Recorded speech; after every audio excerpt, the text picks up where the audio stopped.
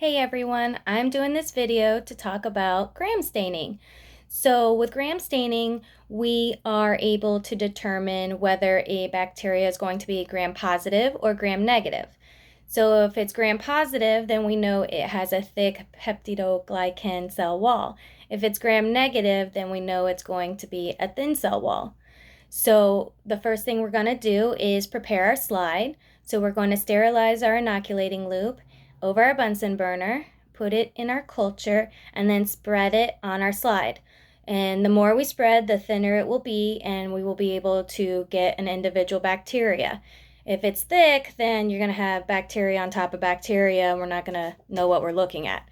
So then we're going to wait for it to air dry. If we don't let it air dry, it's going to boil on our Bunsen burner when we try to heat fix. So we let it air dry. And then when we heat fix, we're going to go over the Bunsen burner 3 times quickly. Because if you let it sit on top of the flame, then it's going to burn up and change the shape of our bacteria. And it's important to heat fix, that way the bacteria doesn't wash off once we start the staining process. So the first thing we're going to do, the first dye is going to be the crystal violet. And we're going to put the crystal violet on there for a minute. That way the cell wall absorbs the color. Then we're going to rinse it off. Then we're going to apply the iodine. And the iodine is the mordant, and it's going to bind with the crystal violet. Then we will rinse that off. Then we will decolorize our specimen with alcohol. And this is going to wash away the crystal violet in gram negative cells, and gram positive will still stay purple.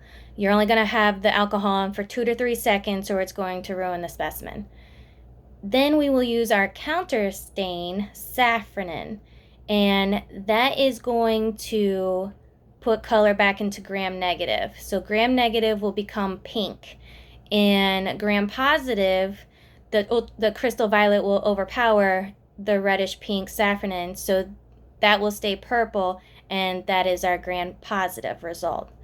It's important to do this so we know what kind of bacteria we're up against. So say we have a gram positive, it's purple, we know it has a thick cell wall, so we're going to want to give our patient amoxicillin because it attacks cell walls.